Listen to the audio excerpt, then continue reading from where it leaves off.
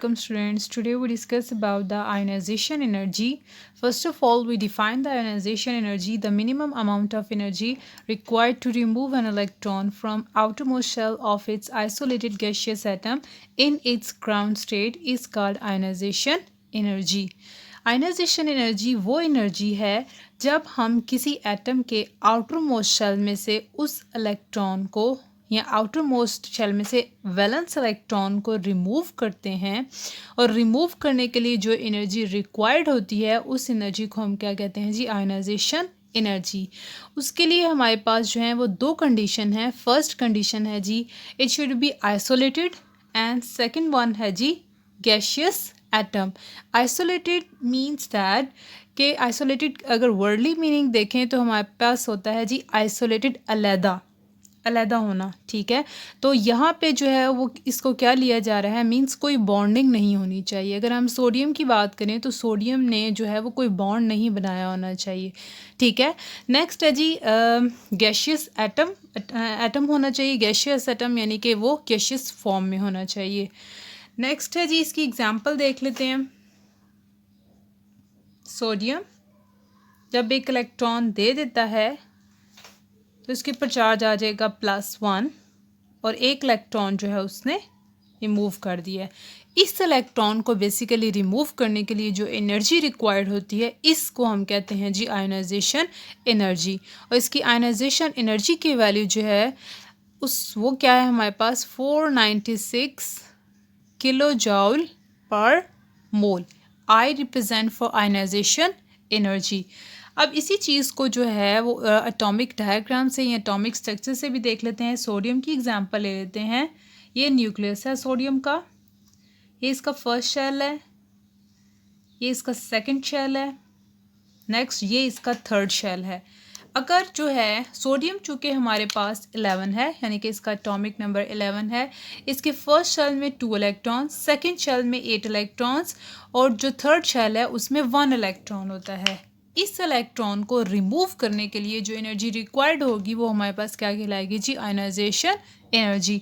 Next एक और example देख लेते हैं जी, मैग्नीशियम सेकंड ग्रुप से बिलोंग करता है। इट्स मीन्स इसके वैलेंस शेल में 2 इलेक्ट्रॉन्स हैं। जब ये एक इलेक्ट्रॉन दे देगा तो केटाइन फॉर्मेशन होगी। नेक्स्ट एक इलेक्ट्रॉन लूज कर दिया और इसकी जो first ionization energy I1 means first ionization energy की जो वैल्यू होगी वो है जी 738 kilo joule per mole. Next है जी, चूँकि ये सेकंड ग्रुप से बिलोंग करता है, इसके वैलेंस शेल में एक इलेक्ट्रॉन नहीं है बल्कि 2 इलेक्ट्रॉन्स हैं। तो एक इलेक्ट्रॉन निकाल लिया हमने। अगर हम चाहते हैं कि हम उसका सेकंड इलेक्ट्रॉन भी निकालें तो सेकंड इलेक्ट्रॉन जो है ये मैग्नीशियम केटाइन लेंगे, ठीक है, Mg2 प्लस 1 इलेक्ट्रॉन, यानी कि जो उसका सेकंड इलेक्ट्रॉन था वो भी हमने रिमूव कर दिया और उस पर चार्ज क्या आ गया जी 2 प्लस। और इसकी जो सेकंड आयनाइजेशन एनर्जी की वैल्यू होगी वो है जी हमारे पास 1451 किलो जूल पर मोल। आपने एक चीज़ नोट की होगी कि आयनाइजेशन जो एनर्जी की जो वैल्यू है, ये जो फर्स्ट आयनाइजेशन एनर्जी है मैग्नीशियम के लिए वो 700 एंड समथिंग है। जो सेकंड आयनाइजेशन एनर्जी की वैल्यू है वो है जी 1451। ये सेकंड आयनाइजेशन एनर्जी की वैल्यू डबल होगी है। एक इलेक्ट्रॉन को रिमूव करने के लिए हमारे पास जो है वो 738 एनर्जी रिक्वायर्ड थी, हालांकि हमने नेक्स्ट में भी एक ही इलेक्ट्रॉन रिमूव करना था। तो अब इस केस में जो आयनाइजेशन एनर्जी की वैल्यू थी वो मतलब इतनी ही होनी चाहिए थी, इस जैसी होनी चाहिए, लेकिन ये आयनाइजेशन एनर्जी की वैल्यू जो है वो ज़्यादा होगी है। उसकी रीज़न हमारे पास क्या है, क्योंकि पहले हमने जो इलेक्ट्रॉन रिमूव किया था वो एटम या एलिमेंट्स में से किया था, तो उस केस में जो है इलेक्ट्रॉन को रिमूव करना आसान था, तो उस केस में जो आयनाइजेशन एनर्जी की वैल्यू है वो कम है। लेकिन जब हमने जो है सेकंड इलेक्ट्रॉन रिमूव किया तो वो एटम में से या एलिमेंट में से नहीं बल्कि जो है वो केटाइन में से निकाला है। केटाइन मीन्स उसके ऊपर ऑलरेडी पॉजिटिव चार्ज है। तो पॉजिटिव चार्ज की वजह से क्या होगी, न्यूक्लियर अट्रैक्शन उस आउटर मोस्ट इलेक्ट्रॉन के ऊपर जो है वो बढ़ जाएगी। तो जब अट्रैक्शन बढ़ जाएगी तो एज अ रिज़ल्ट जो है हमारे पास जो है आयनाइजेशन एनर्जी की वैल्यू जो है वो डबल हो जाएगी। नेक्स्ट है जी, हमारे पास एक आपने ऑर्डर याद रखना है कि ionization energy is directly proportional to stability and inversely proportional to reactivity. अब इस रिलेशन से क्या मुराद है?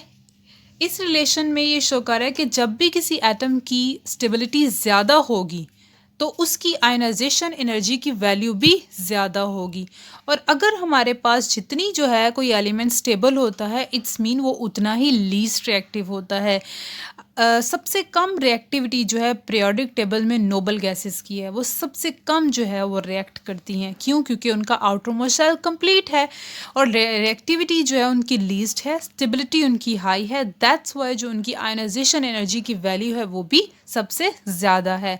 अगर हम बात करें फर्स्ट ए के मेंबर की, तो फर्स्ट ए के मेंबर जो हैं वो हमारे पास हाईली रिएक्टिव होंगे, ठीक है, वो और इनकी जो स्टेबिलिटी होगी, चूँकि रिएक्टिविटी ज़्यादा है तो स्टेबिलिटी क्या होगी? कम होगी। जब स्टेबिलिटी कम है तो इन दोनों में डायरेक्ट रिलेशन है। इट मीन्स दैट स्टेबिलिटी कम तो आयनाइजेशन एनर्जी की वैल्यू भी कम। ये ऑर्डर जो है या ये जो रिलेशन है ये आपने नहीं बोलना। नेक्स्ट हम देख लेते हैं जी इनके फैक्टर्स। फैक्टर नंबर 1 है जी फैक्टर्स। नंबर 1 है हमारे पास एटॉमिक साइज। नंबर 2 है हमारे पास न्यूक्लियर चार्ज। थर्ड वन है जी शील्डिंग इफेक्ट। फोर्थ वन है जी nature of orbitals. Fifth one है जी, fifth and last, electronic configuration. अब वन बाय वन इनको एक्सप्लेन कर लेते हैं। एटॉमिक साइज जो है, एटॉमिक साइज का या इन सब फैक्टर्स का आयनाइजेशन एनर्जी के साथ क्या रिलेशन है? एटॉमिक साइज का जो रिलेशन है आयनाइजेशन एनर्जी के साथ वो है जी इनवर्स रिलेशन है, 1 बाय आयनाइजेशन एनर्जी। अब वो कैसे? जितना ज़्यादा एटॉमिक साइज या एटॉमिक रेडियस बड़ा होगा या साइज बड़ा होगा एटम का, तो उस केस में आयनाइजेशन एनर्जी की वैल्यू कम होगी। उसकी रीज़न क्या है? उसकी रीज़न है जी क्योंकि न्यूक्लियस का होल्ड उस आउटर मोस्ट इलेक्ट्रॉन के ऊपर जिसको हमने रिमूव करना है वो कम हो गया है। तो जब जो है होल्ड कम हो गया है न्यूक्लियस का, तो एज अ रिज़ल्ट जो है उस इलेक्ट्रॉन को रिमूव करना आसान हो गया। आयनाइजेशन एनर्जी जो है या एनर्जी जो है कम देनी पड़ेगी, तो as a result ionization energy की वैल्यू कम। नेक्स्ट है जी न्यूक्लियर चार्ज। जितना ज़्यादा न्यूक्लियर चार्ज होगा उतनी आयनाइजेशन एनर्जी की वैल्यू जो है वो कम होगी। इट मीन्स दैट कि हमारे पास ये जो रिलेशन है ये कुछ इस तरह होगा, यानी कि इन्वर्स रिलेशन होगा। नेक्स्ट है जी शील्डिंग इफेक्ट। शील्डिंग इफेक्ट और आयनाइजेशन एनर्जी का जो है वो क्या रिलेशन है? जितना ज़्यादा शील्डिंग इफेक्ट ज़्यादा होगा उतनी आयनाइजेशन एनर्जी की वैल्यू जो है हमारे पास कम होगी, ठीक है। नेक्स्ट है जी नेचर ऑफ ऑर्बिटल्स और electronic configuration. Nature of orbitals में हम जो है एस की जो आयनाइजेशन एनर्जी की वैल्यू है वो सबसे ज़्यादा है, फिर पी की, then D and then F. इस ऑर्डर को मैं एक्सप्लेन करती हूँ। नेक्स्ट है जी हमारे पास इलेक्ट्रॉनिक कन्फिग्रेशन। इन दोनों पॉइंट्स को जो है वो मैं अलग से एक्सप्लेन कर लेती हूँ। नेक्स्ट हम बात कर लेते हैं जी नेचर ऑफ ऑर्बिटल्स की। ये ऑर्डर है जो मैंने आपके सामने लिखा हुआ है, आयनाइजेशन एनर्जी के लिए फॉलो किया जाएगा। यानी कि एस की आयनाइजेशन एनर्जी सबसे ज़्यादा होगी, उसके बाद पी की उससे कम, देन डी की एंड लास्ट में एफ की। एफ जो नेचर ऑफ ऑर्बिटल है, या जब भी हमारे पास एफ ऑर्बिटल होगा तो इसकी आयनाइजेशन एनर्जी की वैल्यू सबसे कम। अब इसकी रीज़न क्या है? अगर हम एस में से इलेक्ट्रॉन निकालना चाहते हैं तो एस जो है वो न्यूक्लियस के बिल्कुल करीब होता है, ठीक है। तो जब एस का जो इलेक्ट्रॉन है वो न्यूक्लियस के बिल्कुल करीब होगा, बिल्कुल क्लोज होगा, कोई यानी कि डिस्टेंस बहुत कम है, तो एज अ रिज़ल्ट इस इलेक्ट्रॉन को निकालने के लिए हमें जो आयनाइजेशन एनर्जी की वैल्यू देनी पड़ेगी वो बहुत ज़्यादा होगी, ठीक है। और वैसे भी अगर हम इसके शेप पॉइंट ऑफ व्यू से भी देखें तो एस की जो शेप होती है वो स्फेरिकल इन शेप होती है, तो इस वजह से भी जो है इसमें से इलेक्ट्रॉन निकालना डिफ़िकल्ट होता है और एज अ रिज़ल्ट इसकी आयनाइजेशन एनर्जी की वैल्यू ज़्यादा होती है। नेक्स्ट अगर हम पी की बात करें तो पी में से अगर हम एक इलेक्ट्रॉन निकालना चाहते हैं तो पी जो है वो न्यूक्लियस से थोड़ा सा अवे होता है, थोड़ा दूर हो जाता है। तो जब वो दूर होगा तो एस की तरह की तरह की न्यूक्लियर अट्रैक्शन वो फेस नहीं कर सकेगा, ठीक है। तो एज अ रिज़ल्ट क्या होगा, एस के मुकाबले में जो है पी की जो आयनाइजेशन एनर्जी की वैल्यू है वो थोड़ी कम हो जाएगी। नेक्स्ट और अगर शेप पॉइंट ऑफ व्यू से भी देखें तो पी की जो शेप होती है वो डम्बल शेप होती है, ठीक है। अब इसमें भी देखें तो इससे भी हमें आइडिया हो रहा है कि आयनाइजेशन एनर्जी यानी कि एस जो थोड़ा क्लोज हो जाता है लेकिन पी जो है वो थोड़ा फैल जाता है, ठीक है। तो एज अ रिज़ल्ट क्या होगा, जो हमारे पास पी की आयनाइजेशन एनर्जी की वैल्यू होगी वो एस के मुकाबले में कम होगी।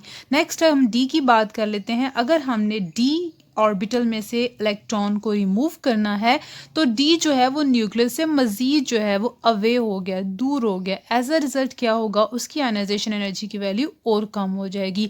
और अगर हम शेप पॉइंट ऑफ व्यू से बात करें तो जो डी की शेप्स हैं वो हमारे पास डी की जो शेप्स हैं वो डिफ्यूज्ड होती हैं, ठीक है। तो उस केस में भी आयनाइजेशन एनर्जी की वैल्यू मज़ीद कम हो जाती है। अगर हम एफ ऑर्बिटल में से इलेक्ट्रॉन को रिमूव करना चाहते हैं तो उस केस में क्या होगा, वो न्यूक्लियस से मज़ीद दूर होगा, ठीक है। As a result ionization energy की वैल्यू सबसे कम किसके लिए होगी जी, एफ ऑर्बिटल के लिए। नेक्स्ट हम अपना लास्ट फैक्टर देख लेते हैं, वो क्या है जी, हमारे पास इलेक्ट्रॉनिक कन्फिग्रेशन। इलेक्ट्रॉनिक कन्फिग्रेशन हमारे पास ना तीन तरह की या 3 टाइप्स की इलेक्ट्रॉनिक कन्फिग्रेशन होती है। एक है जी हमारे पास पार्शियली फिल्ड ऑर्बिटल्स, ठीक है। अब पार्शियली फिल्ड ऑर्बिटल्स कौन से होते हैं, ये 3 जो है मैंने जो है ऑर्बिटल्स बनाए हैं। सपोज कर लें P X, P Y and P G. Suppose करें इसमें जी एक इलेक्ट्रॉन है, तो इस तरह की जो हमारे पास इलेक्ट्रॉन फिल होंगे, इस टाइप की इलेक्ट्रॉनिक कन्फिग्रेशन को हम कहते हैं जी पार्शियली फिल्ड ऑर्बिटल्स। अब इसमें से जो है इलेक्ट्रॉन्स को रिमूव करना ज़्यादा आसान होगा, यानी कि जब भी एटम में इस तरह की इलेक्ट्रॉनिक कन्फिग्रेशन फॉलो होगी और अगर हम इस इलेक्ट्रॉन को रिमूव करना चाहते हैं और जो एनर्जी देंगे वो हमें कम एनर्जी देनी पड़ेगी, ठीक है। तो इस केस में जब भी हमारे पास पार्शियली फिल्ड ऑर्बिटल्स की बात होगी तो इनकी आयनाइजेशन एनर्जी की जो वैल्यू है वो हमारे पास क्या होगी, लो होगी, ठीक है। और अगर हम बात करें इनकी रिएक्टिविटी की तो ये क्या होंगे जी, हाईली रिएक्टिव। और इनमें एग्जाम्पल आ जाती हैं जी 1A, 2A, 3A के मेंबर्स आ जाएंगे, ठीक है। नेक्स्ट हम बात कर लेते हैं जी हाफ फिल्ड ऑर्बिटल्स। अब हाफ फिल्ड ऑर्बिटल्स कौन से होते हैं, हाफ फिल्ड ऑर्बिटल्स में जो इलेक्ट्रॉनिक कन्फिग्रेशन होगी वो कुछ यूं होगी। ये देखें, ये है जी हमारे पास half filled orbitals electronic configuration. अब इनका जो है वो हाफ फिल्ड है, यानी कि हाफ फिल्ड है। इसको भी एक इलेक्ट्रॉन चाहिए, इसको भी एक इलेक्ट्रॉन चाहिए, इसको भी एक इलेक्ट्रॉन चाहिए, तीनों को एक एक इलेक्ट्रॉन चाहिए अपना जो है ऑर्बिटल कंप्लीट करने के लिए। तो इस किस्म की जो इलेक्ट्रॉनिक कन्फिग्रेशन होती है ये बहुत ज़्यादा स्टेबल होती है। तो जब ये हाईली स्टेबल होगी तो जितनी ज़्यादा स्टेबिलिटी ज़्यादा होगी, आयनाइजेशन एनर्जी की वैल्यू जो है उतनी ज़्यादा होगी। और एज अ रिज़ल्ट अगर हम बात करें रिएक्टिविटी की तो ये लीस्ट रिएक्टिव होंगे, ठीक हो गया। और इसमें जो हमारे पास ग्रुप्स होंगे वो है जी 5th A। नाइट्रोजन की अगर बात करें, नाइट्रोजन होता है 7, फर्स्ट शेल में 2 इलेक्ट्रॉन्स और जो नेक्स्ट शेल है उसमें 3 इलेक्ट्रॉन्स। नेक्स्ट लास्ट में हम बात कर लेते हैं जी completely filled orbitals. Completely filled orbitals कौन से होते हैं, जो कंप्लीट फिल्ड होते हैं, ठीक है, उनमें कोई गुंजाइश नहीं होती कि ऑर्बिटल में इलेक्ट्रॉन ऐड हो सके। यानी कि इस टाइप की जो इलेक्ट्रॉनिक कन्फिग्रेशन होगी उसको हम कहेंगे completely filled orbitals electronic configuration. अब इस तरह की जो इलेक्ट्रॉनिक कन्फिग्रेशन है, अब इसमें से अगर हम इलेक्ट्रॉन रिमूव करना चाहें तो ये जो है बहुत डिफ़िकल्ट होगा, ठीक है, क्योंकि ये हाईली स्टेबल हैं। तो हाई जितनी ज़्यादा स्टेबिलिटी होगी उतनी आयनाइजेशन एनर्जी की वैल्यू जो है वो ज़्यादा होगी और उतने जो हैं वो लीस्ट रिएक्टिव होंगे। और इनमें जो एग्जाम्पल आती है वो है जी हमारे पास 8A के मेंबर्स, यानी कि नोबल गैसेस हमारे पास। ये तो था जी फैक्टर्स। नेक्स्ट हेडिंग है जी periodic trends. Periodic trends means across the period और down the group. First of all we discuss about the across the period. Across the periods या periods means left to right. Left to right ionization energy increases। Ionization energy की value left to right increase करती है। अब ionization energy की value left to right क्यों increase करती है, one by one जो है इसकी रीज़न देख लेते हैं। फर्स्ट रीज़न है जी हमारे पास कि आयनाइजेशन एनर्जी की वैल्यू क्यों इंक्रीज करती है। फर्स्ट रीज़न है जी एटॉमिक रेडियस और एटॉमिक साइज। एटॉमिक रेडियस जो है लेफ़्ट टू राइट जो है हमारे पास डिक्रीज करता है, जिसकी वजह से आयनाइजेशन एनर्जी की वैल्यू इंक्रीज करते हैं। इस चीज़ को मैंने इस तरह एक्सप्लेन किया था। ये वही फैक्टर है कि जितना एटॉमिक रेडियस या एटॉमिक साइज ज़्यादा होगा आयनाइजेशन एनर्जी की वैल्यू जो है हमारे पास कम होगी, ठीक है। तो चूँकि हमारे पास पीरियड में या लेफ़्ट टू राइट में जो एटॉमिक रेडियस है या एटॉमिक साइज़ है वो डिक्रीज़ करता है, जिसकी वजह से आयनाइजेशन एनर्जी की वैल्यू इंक्रीज़ होती है। अब एटॉमिक रेडियस डिक्रीज़ होने से क्या होगा, न्यूक्लियस का आउटर मोस्ट इलेक्ट्रॉन के ऊपर होल्ड जो है वो बढ़ जाएगा। जब होल्ड बढ़ जाएगा या न्यूक्लियर अट्रैक्शन ज़्यादा होगी, एज अ रिज़ल्ट जो है उस इलेक्ट्रॉन को रिमूव करने के लिए ज़्यादा एनर्जी की ज़रूरत होगी। तो एज अ रिज़ल्ट हमारे पास क्या होगा, आयनाइजेशन एनर्जी की वैल्यू जो है वो इंक्रीज होगी। सेकंड रीज़न जो है वो इसी से रिलेटेड है, वो है जी न्यूक्लियर चार्ज इंक्रीजेस या न्यूक्लियर अट्रैक्शन इंक्रीजेस। तो जितनी न्यूक्लियर अट्रैक्शन या न्यूक्लियर चार्ज ज़्यादा होगा उतनी आयनाइजेशन एनर्जी की वैल्यू कम होगी, ठीक हो गया। अब इसी चीज़ को जो है आपकी बुक के ऊपर जो है एक ग्राफ बना हुआ है, उसके थ्रू जो है डिस्कस कर लेते हैं।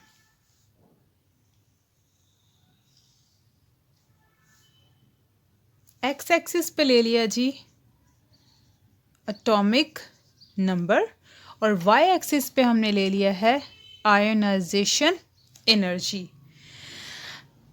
फर्स्ट ऑफ ऑल जो ग्राफ आपकी बुक के ऊपर ड्रॉ है वो उसको ड्रॉ कर लेती हूँ मैं।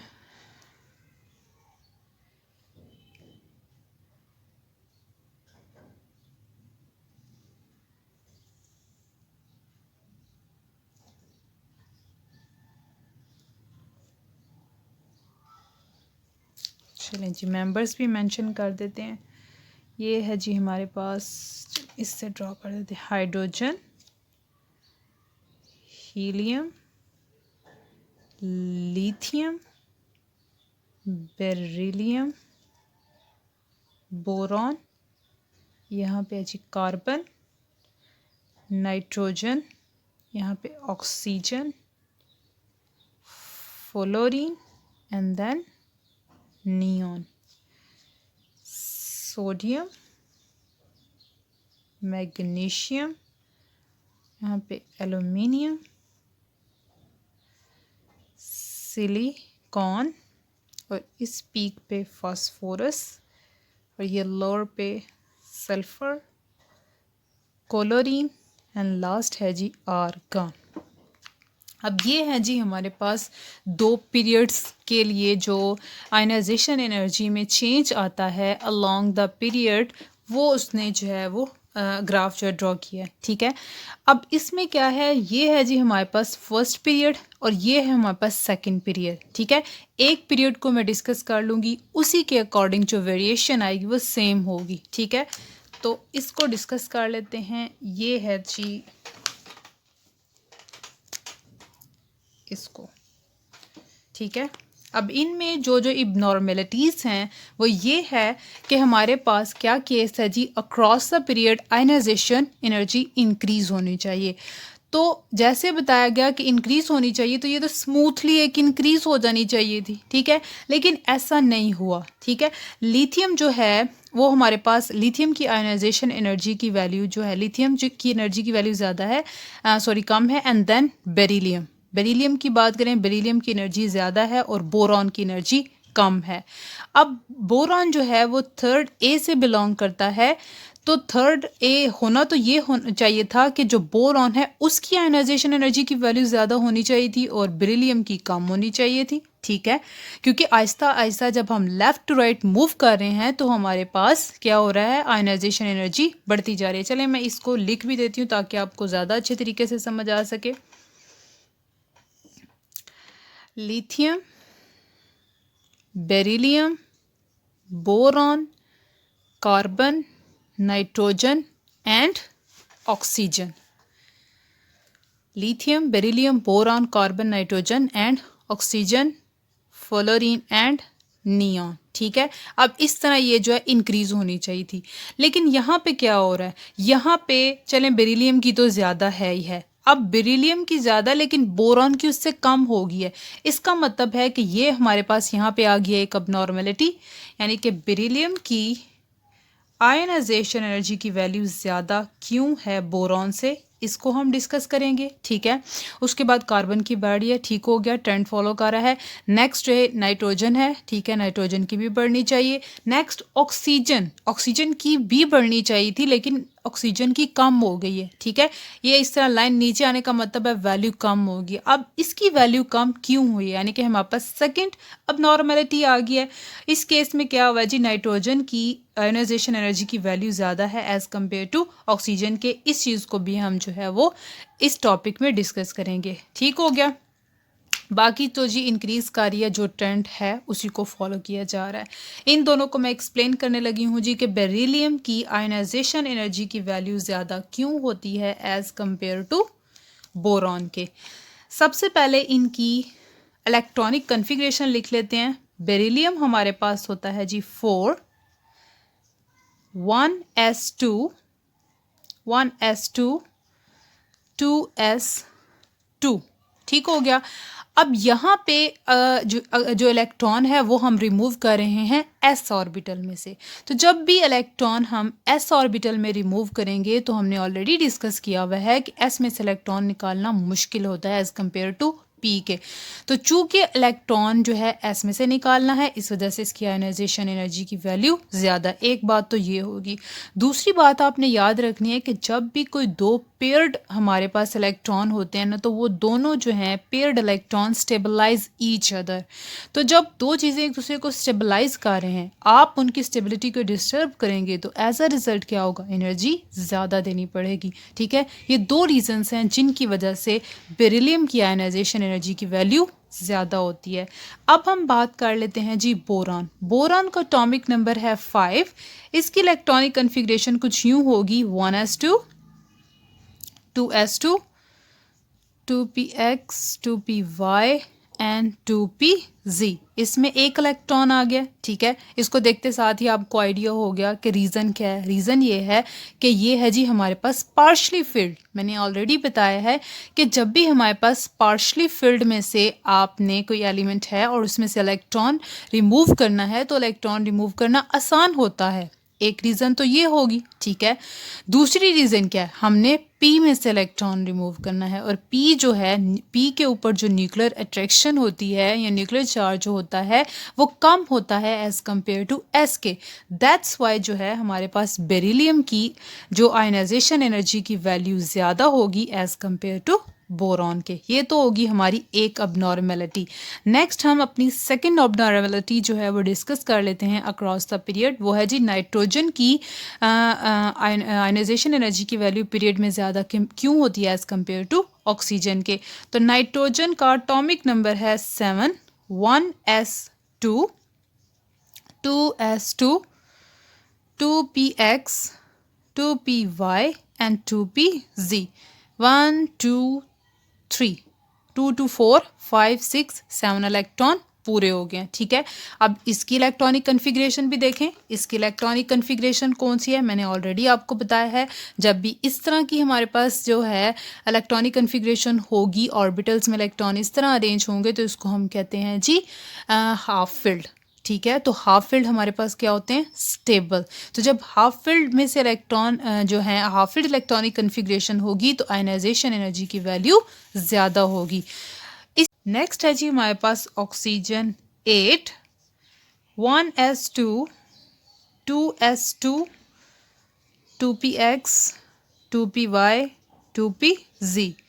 4 इलेक्ट्रॉन्स हो गए, 5 6 7 और ये 8। तो ये आपको देख के ही आइडिया हो गया होगा कि यहाँ पे जो हमारे पास इलेक्ट्रॉनिक कन्फिग्रेशन है वो कौन सी है, वो है जी पार्शली फिल्ड। ठीक है, ये पार्शली फिल्ड है ना। ठीक है, तो जब भी इस तरह की इलेक्ट्रॉनिक कन्फिग्रेशन होगी तो पार्शली फिल्ड हमारे पास लेस स्टेबल होते हैं। चूँकि ये लेस स्टेबल हैं, इस वजह से क्या होता है जी, इनमें से इलेक्ट्रॉन निकालना जो है वो आसान होता है और इसीलिए इनकी आयनाइजेशन एनर्जी की वैल्यू कम होती है।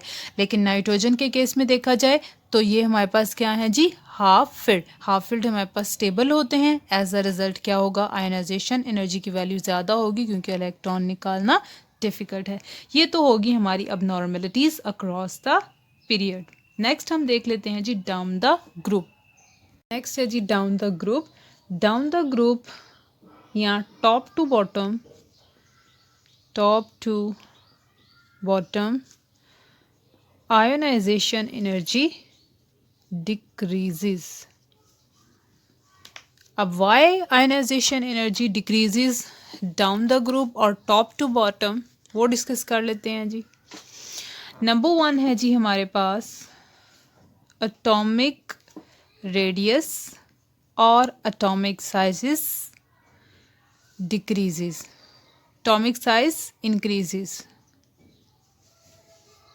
एटॉमिक साइज इंक्रीज करेगा, एज अ रिज़ल्ट होगा क्या, न्यूक्लियस की आउटर मोस्ट जो इलेक्ट्रॉन है उसके ऊपर होल्ड जो है वो कम हो जाएगा। जब होल्ड कम हो जाएगा तो उस इलेक्ट्रॉन को निकालना जो है वो ज़्यादा आसान होगा। इसकी वजह से आयनाइजेशन एनर्जी की वैल्यू कम होगी। सेकंड रीज़न है जी हमारे पास शील्डिंग इफ़ेक्ट। शील्डिंग इफ़ेक्ट, जैसे जैसे हम डाउन द ग्रुप मूव करते हैं होता क्या है, हमारे पास शील्डिंग इफेक्ट जो है इंक्रीज़ कर जाता है। शील्डिंग इफेक्ट इंक्रीज़ क्यों करता है, क्योंकि नंबर ऑफ़ शेल इंक्रीज़ कर रहे हैं। नंबर ऑफ़ शेल इंक्रीज़ करने का मतलब है इंटरवीनिंग इलेक्ट्रॉन इंक्रीज़ हो रहे हैं। तो जब भी इंटरवीनिंग इलेक्ट्रॉन इंक्रीज़ होंगे इट्स मीन कि हमारे पास जो है as a result shielding effect क्या होगा, इंक्रीज़ होगा। तो शील्डिंग इफेक्ट इंक्रीज़ होने से क्या होगा, न्यूक्लियस का आउटर मोस्ट इलेक्ट्रॉन के ऊपर होल्ड जो है वो कम हो जाएगा और उस इलेक्ट्रॉन को रिमूव करना ज़्यादा आसान होगा। तो आयनाइजेशन एनर्जी की वैल्यू डिक्रीज़ हो जाएगी। नेक्स्ट है जी हमारे पास न्यूक्लियर चार्ज या न्यूक्लियर अट्रैक्शन भी आप लिख सकते हैं। Nuclear attraction decreases, shielding effect increases. इन 3 रीजंस की वजह से आयनाइजेशन एनर्जी की वैल्यू जो है वो डिक्रीज़ कर जाती है। अब इसको कुछ 1A के मेंबर्स से की वैल्यू से देख लेते हैं। 1A क्या है जी, lithium, sodium, potassium, rubidium, caesium and francium. इनकी आयनाइजेशन एनर्जी की वैल्यू भी देख लेते हैं। ठीक है, आयनाइजेशन एनर्जी की वैल्यू लिथियम के लिए है जी 520 kilo joule per mole. Next है जी सोडियम। सोडियम की आयनाइजेशन एनर्जी की वैल्यू हम लोगों ने ऑलरेडी डिस्कस किया है, 496 किलो जूल पर मोल। पोटाशियम की आयनाइजेशन एनर्जी की वैल्यू है 419 किलो जूल पर मोल। रुबिडियम की आयनाइजेशन एनर्जी की वैल्यू है 40 3 किलो जॉल पर मोल। सीजियम की आयोनाइजेशन एनर्जी की वैल्यू है 375 किलो जॉल पर मोल। और लास्ट में है जी फ्रांशियम, इसकी आयोनाइजेशन एनर्जी की वैल्यू है 380 किलो जॉल पर मोल।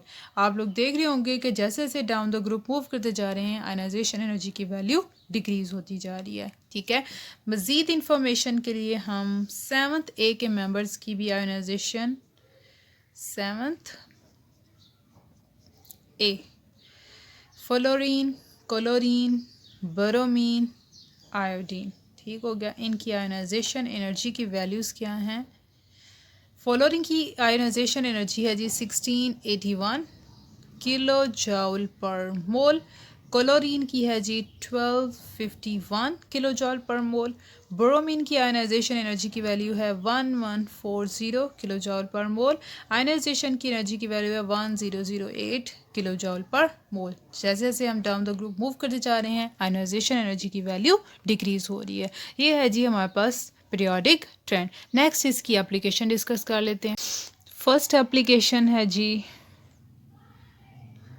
Index to metallic character.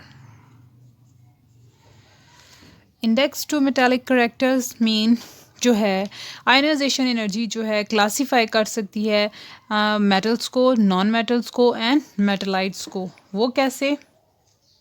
वो इस तरह कि जो हमारे पास मेटल्स हैं इनकी आयनाइजेशन एनर्जी की वैल्यू होती है लो। क्यों लो होती है जी? क्योंकि ये इलेक्ट्रोपॉजिटिव होती हैं, इजीली इलेक्ट्रॉन डोनेट कर देती हैं। तो जब इजीली इलेक्ट्रॉन डोनेट हो जाएगा तो आयनाइजेशन एनर्जी की वैल्यू लो हो जाएगी। नेक्स्ट हैं जी हमारे पास मेटलॉइड्स।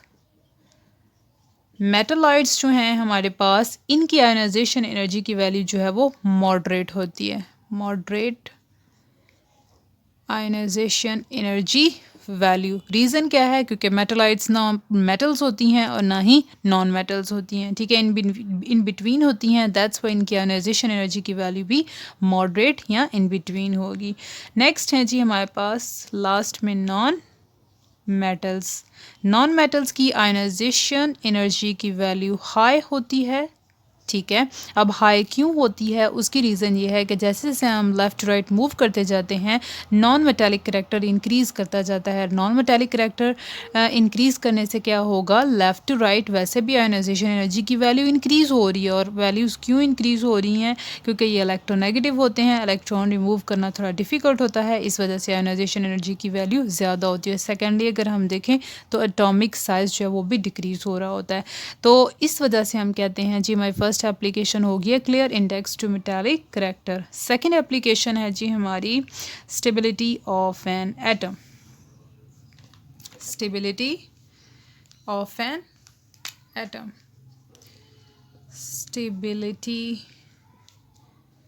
ऑफ एन एटम, इस चीज़ को भी हम डिस्कस कर चुके हैं। एक रिलेशन मैंने आपको लिखवाया था, ionisation energy is directly proportional to stability and inversely proportional to reactivity. ठीक है, इसको मैं एक्सप्लेन कर चुकी हूँ। जितनी आयनाइजेशन एनर्जी की वैल्यू ज़्यादा, इट्स मीन वो उतना ज़्यादा स्टेबल है एंड लीस्ट रिएक्टिव है, एंड बाकी जो है वाइस वर्सा। थर्ड है जी हमारे पास valency of an atom। valency of an atom। Ionisation energy की वैल्यू से हमें वैलेंसी के बारे में भी पता चलता है। वो कैसे पता? एग्जाम्पल है मैग्नीशियम, इलेक्ट्रॉन दे देगा Mg+1, 1 electron lose. First ionization energy value is 738 kilo joule per mole. Next है जी सेकंड इलेक्ट्रॉन दे देगा +1 electron remove. Second ionization energy 1451 kilo joule per mole. Third ionization energy है जी Mg+3, 1 electron remove.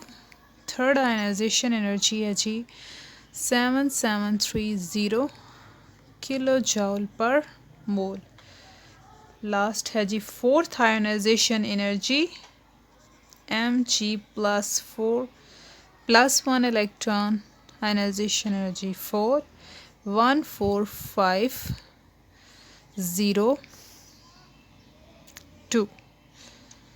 Kilo joule per mole. बल्कि है जी 10450 kilo joule per मोल।